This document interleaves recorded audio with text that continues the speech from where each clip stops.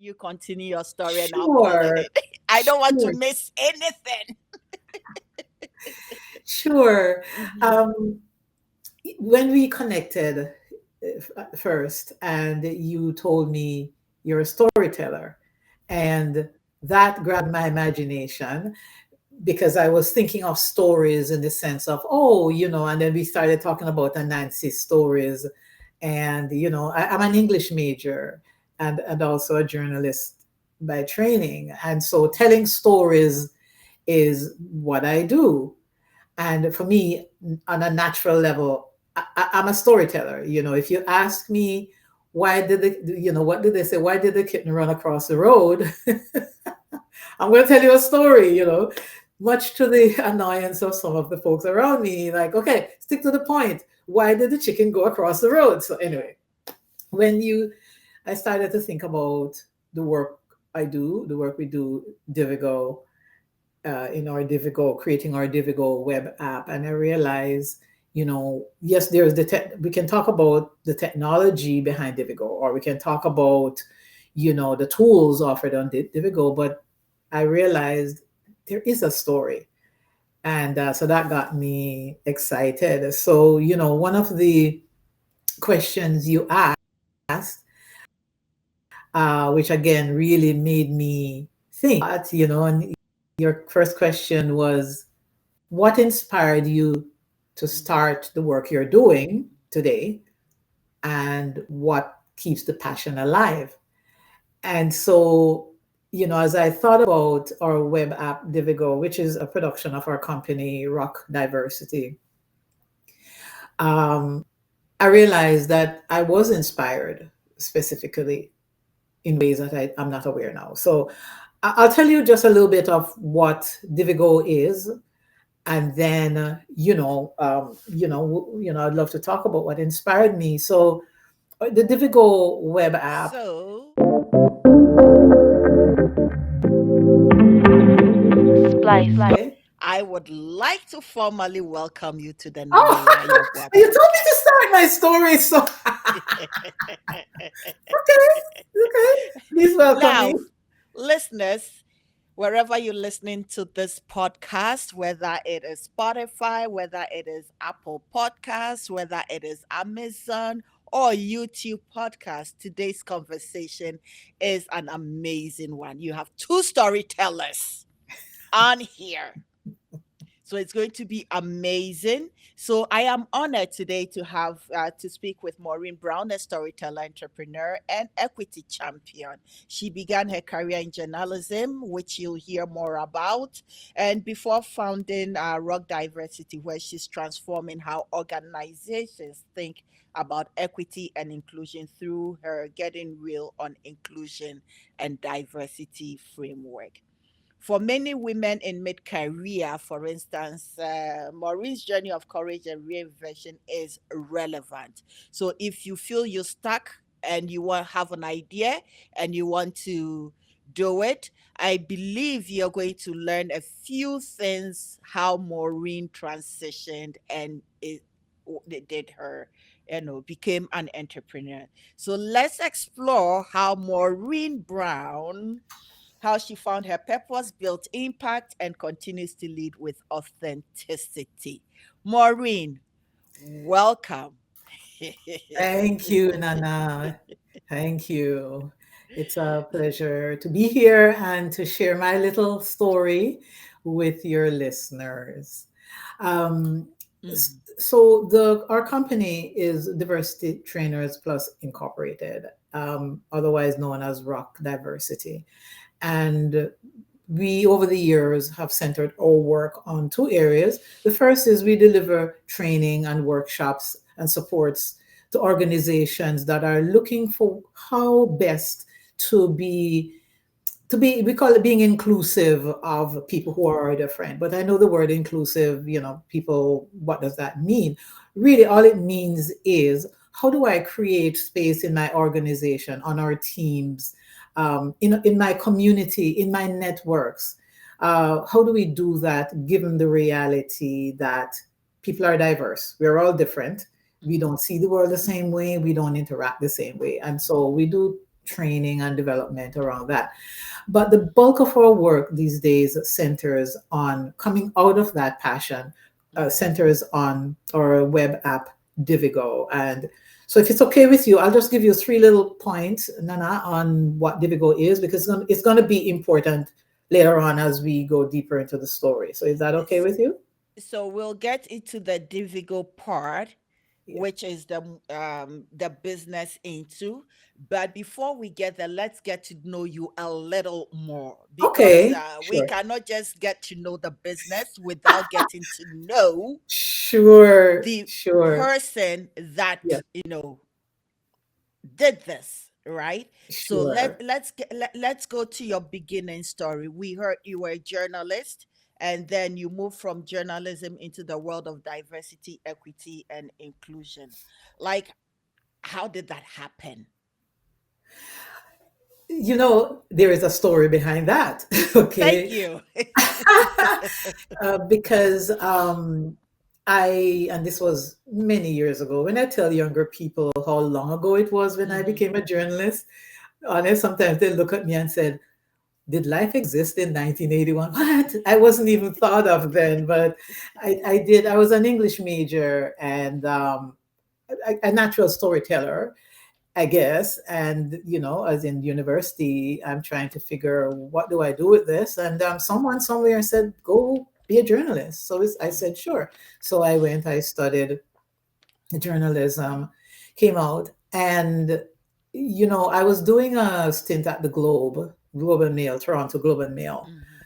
And I had been in Canada now for about 4 years, 4 years.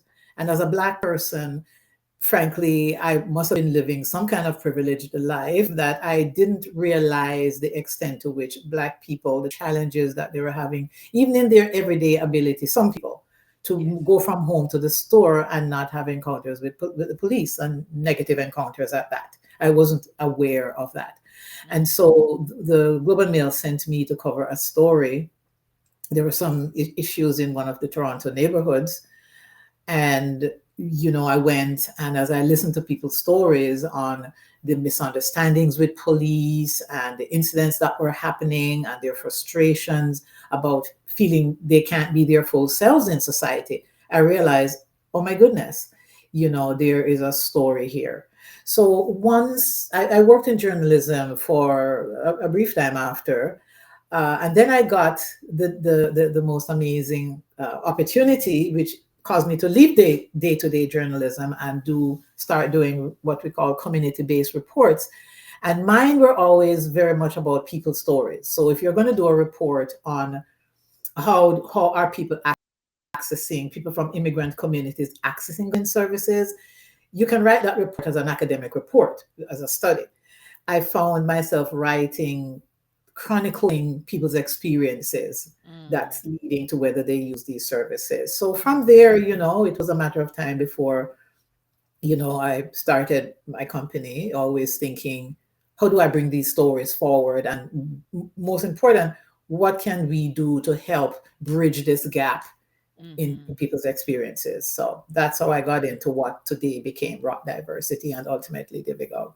Okay, okay. That is so beautiful. Thank you so much for sharing that background story. Thank you. So no, because many of us, like you said, we were oblivious to, sometimes we are not facing the challenges, so we don't know until you get in and you see that, okay, my people are also facing this challenge. There is a gap, and how best do I provide solutions to that? Yeah. So That's right. let me ask you, what has been the most defining or and unexpected lesson on this journey? What has been the most defining uh, Yes. experience on this journey? Yes, or unexpected lesson you've Or have come unexpected? your way. Oh, I know okay. there's a lot, but What has been an unexpected finding I had? I think one would be the extent to which Mhm. we're not as different as we think we are from each other Mhm. as humans. Mm-hmm. And as I've done this work over the years in Yeah. corporations, in the policing sector, in you name it, I've done work. They've Mm-hmm. been my clients. Oftentimes we see human diversity as well. I am, there's no way I can have anything in common with you. There's no way Yeah. you're so different. You're of a different religion, or you're from a different country, or, Mm-hmm. your skin color is different. And working both as a journalist, later on as a community based researcher, where I got to go into communities, I got Yeah. to sit on people's couches, and I realized they want the same thing. The executives or the chiefs of police or the Mm-hmm. executive directors want the same thing. We want a harmonious Society. society. Yeah. We want people to give and do their best. Mm-hmm. We want to honor each other, but I Mm-hmm. don't know about the differences. And so, yeah, that I was expecting more of humanity being more polarized, which we are. But over the years, I became convinced we don't need to be as polarized, or we are not as polarized as we think we are. So you're an optimist. Am I an optimist? That word, we can look at that word differently. Oh, I tell you, as a uh-huh. storyteller, ironically, I'm also very practical. Mm, And when we get to talking more about Divigo, and I thought about what inspired me to start it, it's really two things. It's being able, yes, to tell our stories, to share with companies or managers or teams what people are thinking and wanting. But it's always, I'm also very practical. So mm-hmm. you go to a conference, you listen to this podcast, you go to and it's like, wow, that's amazing, and you go back and you're buzzed and you're excited. But I began to ask the question, okay, and now what? What are you going to do about this? Mm-hmm. And that was always equal in my mind to telling that story or creating that vision of what the future could look like. How are you going to bring it back to your space on Monday morning? And I Mm-hmm. found, and I find that is very much lacking. So a Mm-hmm. pragmatist can be someone who they don't give heart to the story. Storyteller, just for the sake of chronicling what is happening, doesn't get practical. And so I think within me lies both, both, Mm-hmm. both. Wow, that is beautiful. Thank you so much. Thank you, thank you, thank you. So let's get to rock diversity. We were going to talk about it earlier, and then Yeah, you started talking about me. I'm trying to not talk about me. and Well, I'm trying to understand the beautiful, soul within this body that did uh, this amazing thing that, that's we're connecting, and I am loving it. fine. Because one thing that it's technology, and blacks in technology, there are far few and in between. Maybe now, yes, the I see that the younger generation is getting really into it in diverse areas, and it's absolutely beautiful. But you got Yes. in earlier than most to solve problems of society, to assist to solve problems of society. So that, I must say, warms my heart very, very much. So So can I share yes. a little secret? Okay. I'll share a little secret, and I hope you'll continue to love me after I do. I'm actually the most non-techie person ever. Which means there's hope. Well, so here's the thing. Um, Technology is a tool. It Mm-hmm. really is a tool. But the tool, or if you consider technology a basket, Mm-hmm. what is going to go into that basket? And so what we are seeing even today, we are making all these strides in creating technology.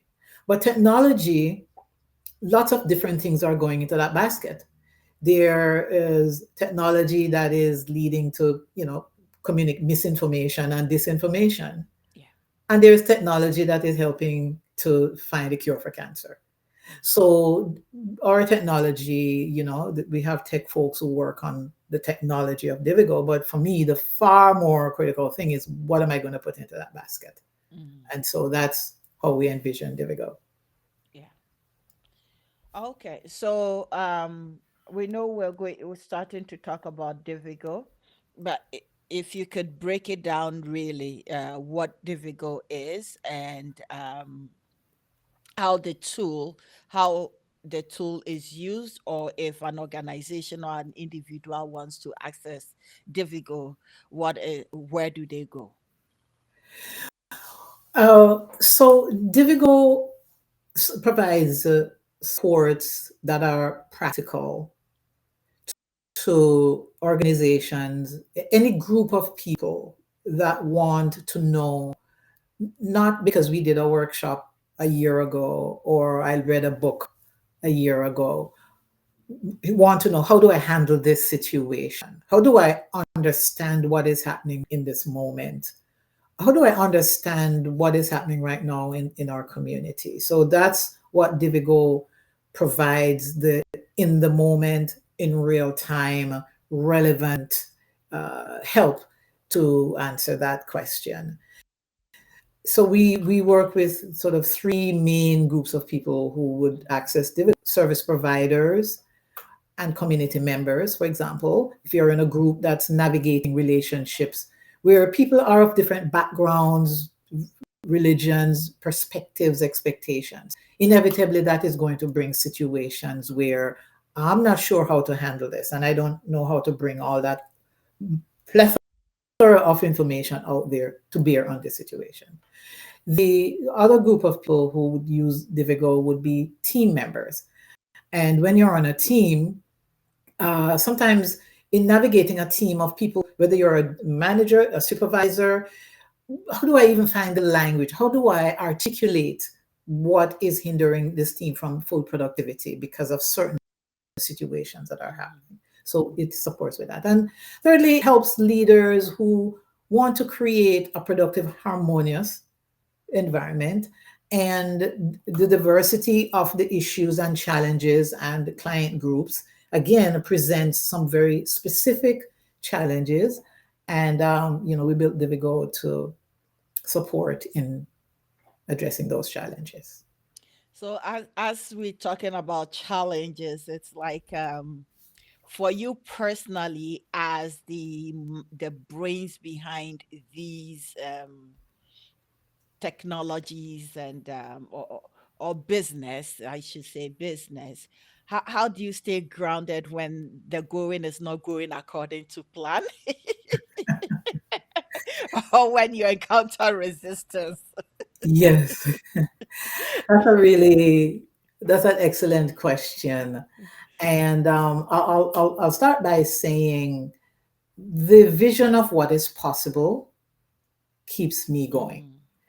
Mm, And the knowing from my experience and knowing from what we see around us that if we take all of the information, someone says, the what we have learned, what's available now, I can't give you the data, but they would say what we have available to us right now is more information than has ever existed in human history or something. There's mhm, some big mhm, number around that. mhm, mhm, So it's not the lack of information that is the issue. The issue is, how do I bring this into my space within which I'm operating? And the prospect of being part of helping to make that happen mhm, keeps me excited.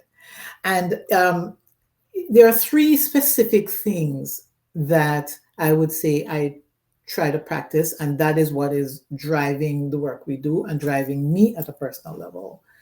And it's, how do I stay creative? How do I continue to be innovative? How do I remain hopeful in times like these? And the three practices we have and I have is, number one, recognize and acknowledge the threats. Okay. Regardless of the industry one is in, regardless of one's own personal situation. Sometimes it's easier to hide from the threats. The world is crazy out there, and some people, they may, go to ways sometimes that are not healthy because, Mm-hmm. honest, sometimes if I could just not be here and feel this, and yourself how some people cope with that. But recognizing the threats, and that's where the pragmatic side of my brain kicks in. Mm-hmm. Secondly, and I got this from my daughter, who is a sailor. Oh. And sailing, she sails. Well, she racing is her is her area of sailing in particular. And she told me two things that really captured how I keep myself motivated. Mm-hmm. The first thing she said is, I asked her, when you're out there in the wide open sea, or lake in our case, Mm-hmm. uh, on your boat, and you're racing, and a sudden wind sort of really starts whipping around, what do you do? And the first thing she said, never lose sight of your waypoint. Now, waypoint was a new concept for me. And she said, a waypoint Yes. is those things that you need to focus on in order to get you to the destination. So if the destination is to go across the lake to the other side, focus on the waypoints. Never lose sight of Mm-hmm. those waypoints, because they will get you there in the most direct and efficient manner. Oh, wow. And also from her, she said, she used a quote that I love. She said, you can't adjust the wind, but you can adjust your sails. And so those three principles, I try to live by, and also in the work I do. I I love that. I had to write it down whilst you were speaking because I think I'm going to really dig into this. Never lose sight of the waypoint. It is so incredible. It sounds really yes, like but it's so incredible because many of us lose sight and get entangled with the everyday living that we do not yes, bloom. We do not get to where we need to be. And then we start giving excuses about one thing or the other. It say, adjust yes, your sails. yes. You cannot control the wind. Adjust your sails to it. I oh my goodness. I love that. I love that. I love that. Thank you. Now I'm And going to go off topic, which is how do yes. you train incredible children like that?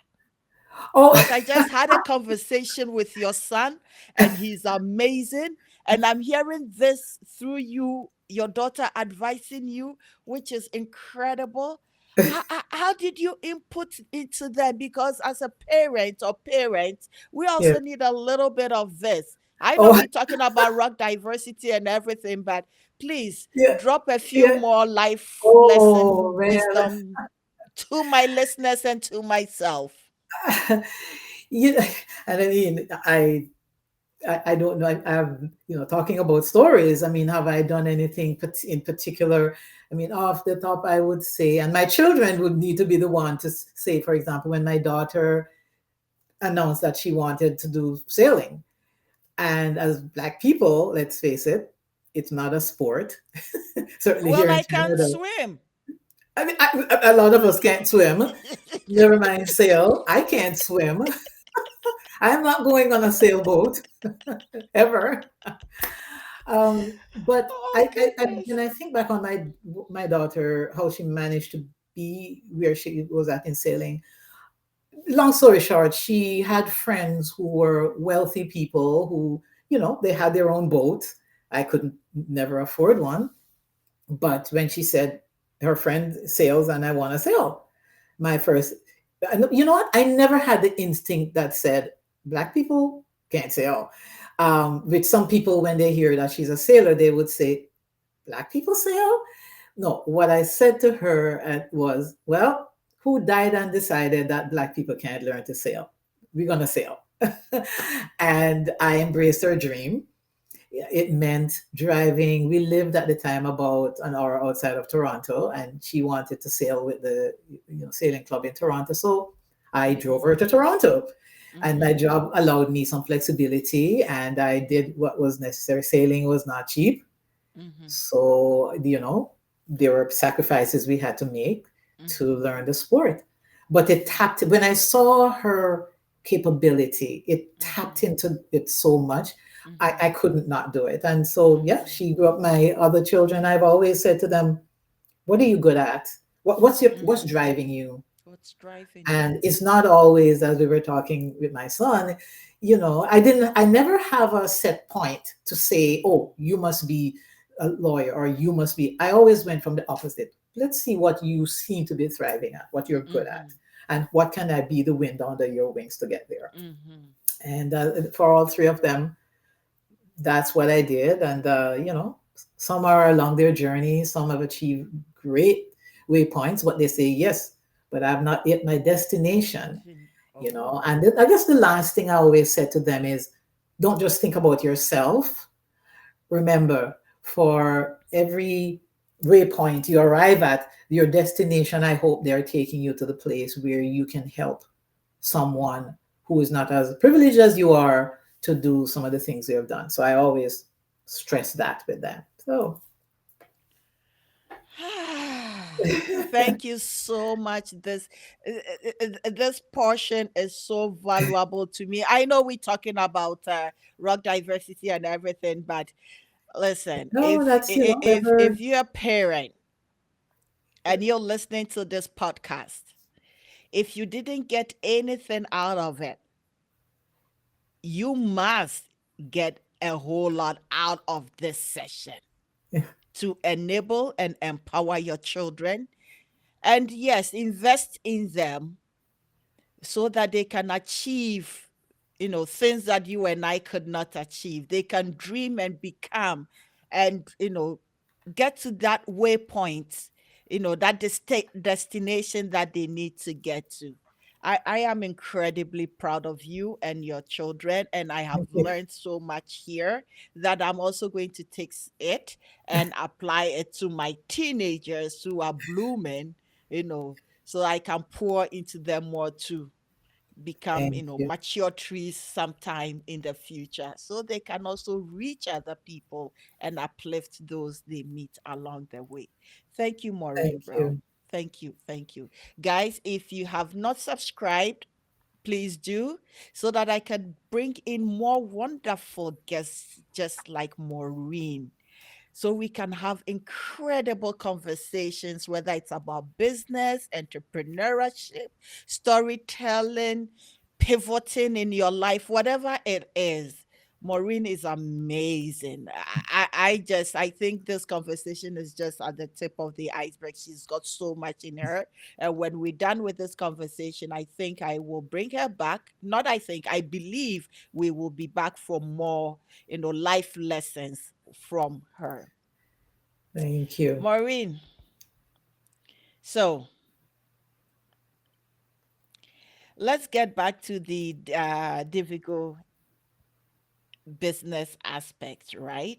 And let's to innovation, legacy, and the future of work. Um, I was thinking that as our workplaces are evolving, where do you see our biggest gaps or opportunities for women to shape the next wave of equity work? I'll start with saying this, Nana, because I love stories. Mhm, I see a story even in, so if I tell a story of something that happened at Rock Diversity or something that happened at Divigo, um, it's not the entrepreneurial, bring out the spreadsheets with the numbers mhm, mhm. aspect that excites me. We have someone on our team, that's their job. What excites me is kind of going back to something I was just saying a while ago about the three things that I practice not only at Rock but within my own life. And I hope your listeners can derive something from it. So I was saying, for example, recognize the threats.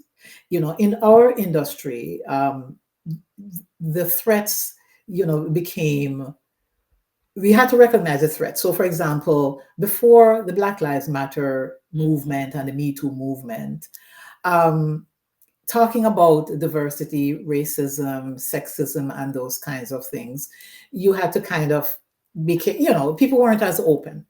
And Mm-hmm. then we had George Floyd and Indigenous in Canada, finding of Yes. Indigenous graves from back, children that were buried in Yes. institutions and never brought back home. Yes.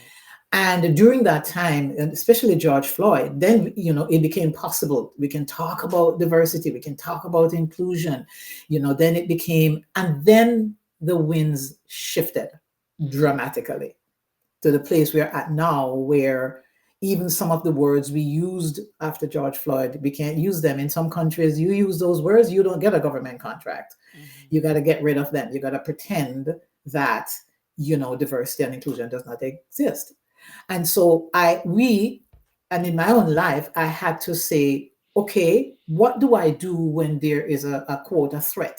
If Mm. it's something in my own personal life, you know, um, things were going along nicely, and then the wind hit. The economic winds. Your clients, your customers are pulling back from spending, and so the first thing I did, and I think would be useful for, as women navigate entrepreneurship or their personal relationships, is, let's face it, here's the situation, but we don't stay there. And Mm-hmm. this is where we say, in our case, what we did, and a lot of people in our sector, we go back to basics. And here's the question I asked myself: where were we headed when we Mm. began the journey, Mm-hmm. before all this started happening? Where were we going? And I think that's an important question when we're in facing these headwinds. So where was I headed again? Because we have to sometimes refine and redefine where we're going. So in my case, I realized I wasn't just starting a business or, making tools for companies and whatnot. What I was really headed for was, how do I become part of creating spaces where people engage with each other from a place of common humanity? Like, how do Mm-hmm. we see ourselves in each other's eyes and recognize that when we start our day, there is something we all want, and we are not as different as we think we are. So I had to identify what are those waypoints along the way then that will take me to this destination. And I hope that this is advice that we can all put in our lives. And so the first thing was recognize the threat. The second was know the waypoints, and the third Yes. was adjust the sails. Yes. And as whether we're starting a business, whether we're raising children, Mm-hmm. we want to identify what are the threats that are coming against our children, the stuff they're reading and listening and hearing. We want to identify, for them to arrive at their destination, what are some things that we need to not lose sight of. And the third, we don't change the what, change the how. Mm. Don't change the what, but feel free, if it's necessary, change how you do what you do. And so in my case, there were three simple things that helped me to keep on track to that destination of people relating to each other in a more from a human perspective rather than from our silos of difference. The first is, watch your language, be intentional about language. Mm-hmm. So I use language, and in difficult ways, you'll see it, like bridges of empathy. Bridge of empathy. How do I create a bridge between me and you? What would that bridge look Mm-hmm. like? On the other hand, it also means sometimes we have to be courageous enough to defy the wind that keeps blowing. So in my case, for example, a word like empathy, people are now putting it out there, oh, empathy is bad, it's a sin. And I said, no, no, I will not accept that. Said we doubled down and showed how empathy can grow us as human beings. The other thing I did, and I do, tell stories. And in my case, one example was, when you say racism and stereotypes and prejudice and bias, and people go, during George Floyd, oh, tell me more about it, tell me more. And then, no, no, no, I don't want to hear about it. So what I did, I use a storytelling approach. And I created, in my case, allegories using animals like little foxes and what happens in Mm-hmm. that community. And Mm-hmm. the hope is that people read that and go, oh, but you tell a story. Even a Nancy stories, when you and I met, Nana, Yes. and a Nancy story, some see Nancy as a trickster. Mm-hmm. You see a Nancy as a guy who knows, who is looking for a solution. So use your story to tell the story in a way that people can connect. And then the last thing was keep it practical. Don't just focus on the telling the stories, yes, but also what are we going to do coming out of this story. Sorry, so those were the three things that I did and that I do to adjust my sales. Don't change the what, but absolutely change the how if you need to. Oh, thank you so much. Thank you. This is beautiful. This is beautiful. I am going to ask you, for instance, for somebody just like myself who is in mid career, right? So, if the person is like myself in mid career, looking at pivoting and into something purposeful, what advice will you be? Can you give? Did I just When you make say you when you say adjust your hair? something when you say something purposeful, are you saying the person is doing something that's not purposeful and they want to know? No, Okay. something looking forward that they will feel that, when I made this transition or pivoted into this, it feeds my spirit, it feeds my soul, that kind of purposeful. I did not waste time doing it, but even if it didn't work, I have learned valuable lessons out of it. I think that journey begins with looking deep within myself and saying, as you know, I mentioned a while ago, a minute ago, where do I want to head? Mm-hmm. Sometimes we confuse the means with the end. Mm-hmm. So if where I want to end is simply I want to make lots of money and I want to build a big house on the hill and I want to, that's fine. Then, look for your threats, identify your waypoints, adjust your sales and go there. But most of us want is the house on the hill actually is not really what we want. What we really want is a space where, I don't know, people can gather and share good times. So identifying that destination is really important. The end and the means. And once we have those two waypoints, so to speak, Mm-hmm. then we know, all right, I work in the first 5 years and I do this, and then I speak with this person and I speak with Mm-hmm. that person. I go beyond my own immediate people. Mm-hmm. I reach out to other people. I gather other information quietly at first. But what you will find is that that process is going to connect to something on the inside. And Mm-hmm. you're going to feel like the fire growing and Mm-hmm. you know, yes, I am on the right track. Mm-hmm. um, and so that's what I practice in my own life. And I think it's a way. Now when you fill in the specifics, Mm-hmm. meaningful could be anything. I want to Yes. start a church. I mean, nobody just wants to start a church, for example. What you really want is to see people live better lives. Mm-hmm. Starting the church is a waypoint on the way there. Okay, Mm-hmm. what do I do now? Drawing on what I've already done, Mm-hmm. how do I use that to get to the place where I start this church Mm-hmm. in order to have people live better lives? Mm-hmm. Mm-hmm. Mm. Wow, we have to create a waypoint framework for people. I think I mean, my daughter is so young, so wise.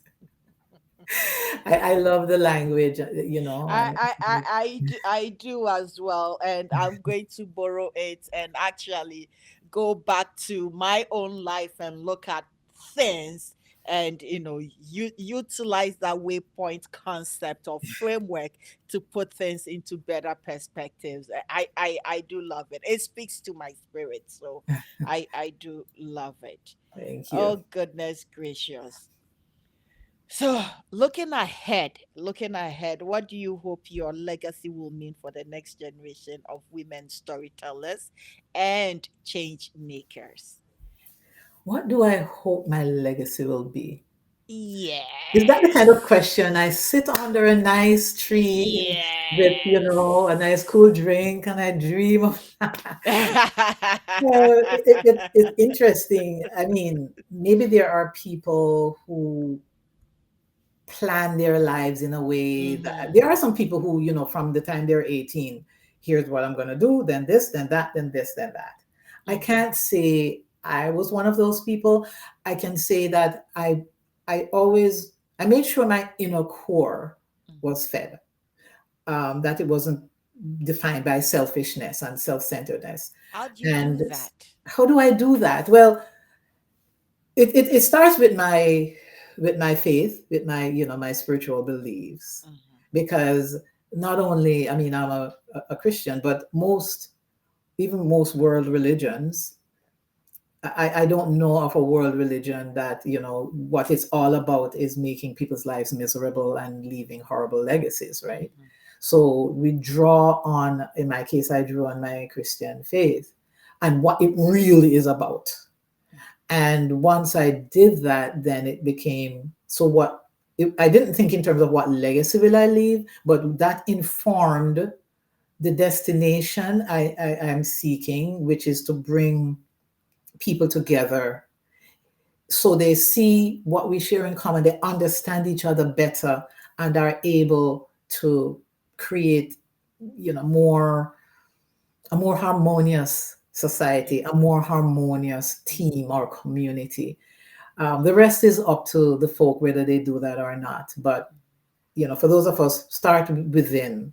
What is the ultimate destination that I am seeking? And I feel that if we live our lives that way, we will do things. So when Maureen is gone, hopefully Divigo will still be here. Hopefully if Maureen ever writes a book of stories, it will be here. But mostly, I want to know that the people whose lives were touched by me, they were inspired to continue the story. So that's the best I can hope for in terms of a legacy. That is so beautiful. And I do hope and pray that Davigo still keeps going and transform to society as we keep on, transforming because, say, the Canada that was in the 80s is no longer the Canada right now that we are observing. There's a lot of changes and transformations definitely going on. And that makes the humanity work so critical when That's people right. see themselves in little silos and forget that overall we are one human race That's right. and not races racing against ourselves, but we are That's one right. race. Yes. That's right. So now I am very keen on, immigrant women facing challenges in this country and being able to steer themselves also. I know you've shared the waypoint, framework and how to utilize it. But let me ask you this final question, which is that what comes to mind about three skills, for instance, that you believe that every woman or every person needs to have to thrive in this new era of our work, of our communities, of our countries, or of the world, Hmm. whichever angle you decide to take it. So three skills Skill that will sets, help yes. one to, when that kind of question gets asked, one way of answering it, some might say literacy skills, numeracy skills, Yes. communication skills, Yeah. and that sort of, and those obviously are critical. But going back to my heart directed Mm-hmm. approach to life, Mm-hmm. I would probably start with, and I don't have any fancy way of saying this, but I would start with knowing who you are, Mm-hmm. knowing who you are, Mm-hmm. and whatever it takes, whatever waypoints you have to hit in order to get to Mhm. that place, knowing who you are. Because oftentimes when we immigrate to another country, Mhm. we will find a structure that says well, who you are is not enough. Who you Mhm. are is inferior. Who you are, you know, you belong at the back of the line. And Mhm. so I have to know within myself, I know who I am. I know, and who I am came from when I was back home or when I was in another industry, and Mhm. that's a non-negotiable. I know Mhm. who I am. Uh, Second, and related to that, is I know what I bring. Mhm. And in our work, as we support organizations to navigate diversity, um, I always said the answer to the problem team that you face, I might have that answer. We have teams where there are people who are from countries where they did it differently. Mhm. You know, I remember we were doing some work with a hospital, and then you'll because you're a nurse, and frankly, within that space, there isn't a lot of give and take. I mean, if there's a particular way you insert the needle, there's a particular way you insert the Yes, needle. that's a It's skill. not a That's space it. that gives, you Mhm. know, allows a lot of flexibility that way. However, we were seeing situations where, for example, people who are trained in nursing in other countries, they had a different approach to a procedure that was entirely possible within this context as well. Yes. But because the context says no, this is the way we do it. You know, when the baby is born, here is what you do. And we're not talking about things that can get you fired or Mhm. sued. I'm talking about simple things. Here is how we wrap the blanket around the baby, Yes. and your way is not. We don't value that. Mhm. So knowing what I bring is is critical. Mhm. And the third piece to that might be, let's be smart. If the team, if they don't want, if they reject who I am and they don't want what I bring, and here is where practicality, my practical side comes in. What am I going to do Mhm. about this? What I am not going to do is sit here and allow pieces of myself to get stripped apart and Mhm. have me leave feeling that I am a nobody. So Mhm. whether I use different strategies to communicate what I bring to a supervisor, whether I demonstrate, sometimes I may have an opportunity to demonstrate what I bring or who I am in the way I handle a situation. And people might go, hmm, I didn't think of it that way. Or whether I decide, you know what, this is not the place for me. Yeah. Whatever the decision is, we got to know who we are, we got to know what we bring, Mhm. and we're going to know how am I going to handle this. And again, I've practiced it in my own life, and hopefully, it can be helpful to someone else too. Listen, I don't want to mess up this with another question because that is a beautiful ending.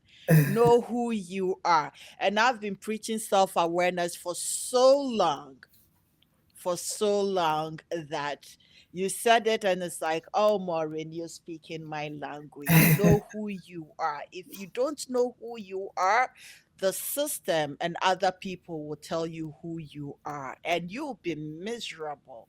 And Yes, yes, if it's not working according to plan and you need to figure out if you need to leave or stay or adjust, then you do so.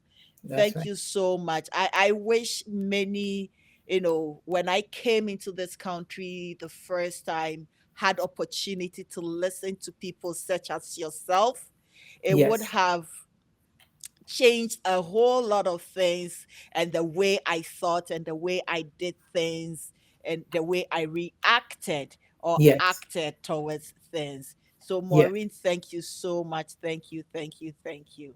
So guys, before we end, the Maureen, if we need to find the Vigo, your business, you connect with you, where do we go? Where do we find you? I know where I found you. you you found me by name on LinkedIn, so absolutely on LinkedIn, Maureen Brown. Mhm. Folks can reach me there. Or Divigo, if they want to know a little bit more about it, divigo.ca. There is a little, intro there, or rockdiversity.ca. You'll find more about our business in general. I know I said last I was done with the question, but rock diversity. I meant to ask you, what are we rocking with rock diversity? I love the name rock diversity. It's like let's rock and roll. So You before can be I let insistent, let Madam you go, Storyteller. I am going back on my words. Rock diversity. Uh, I'll be short. If you look at our logo, Hmm. you will see a craggy, rocky surface. And Okay. then there is a little shoot, a little green shoot you'll Hmm. notice coming up from between the cracks. And that's our logo. And that's a Mm. way of our expressing that no matter what journey you're on, it's rocky. You look and it looks like there Mm. is nothing that can thrive here. But if we look very closely, there's always a little space where we can plant our seed, water the seed, and that seed will find its way through the cracks and The crevices cracks. and pop out, and there you have a flower coming out of something that looks like it was just a pile of rocks. So that's that's what rock stands for. Thank you so much. Thank you, thank you, thank you, thank you. Maureen, thank you for this empowering and authentic, conversation. Your story reminds us of reinvention isn't about starting over, it's about returning to our core purpose. And as Maureen said, dig deep within you, you know. So thank you, thank you, thank you. And thank you to our listeners and viewers, wherever you're listening or if you're watching. If you are ever thinking of considering pivoting, or if you knew and you know there's something in your heart that you really want to bring to the fore, remember that Maureen's journey remind you that it's never too late to build, and you don't have to know the technology behind it, but what is within your heart and in your mind, pull it together. There is always a way to help bring humanity closer together. You can learn more about her work at rockdiversity.ca and davigo.com. Thank you. I'm Nana Yaa Yeboaa, and this has been another inspiring podcast conversation. Until next time, keep rising, keep hopeful, keep doing the work, and keep leading with purpose. Maureen, thank Thank you you for so much. having I me, appreciate Nana, you. and thanks to your audience as well.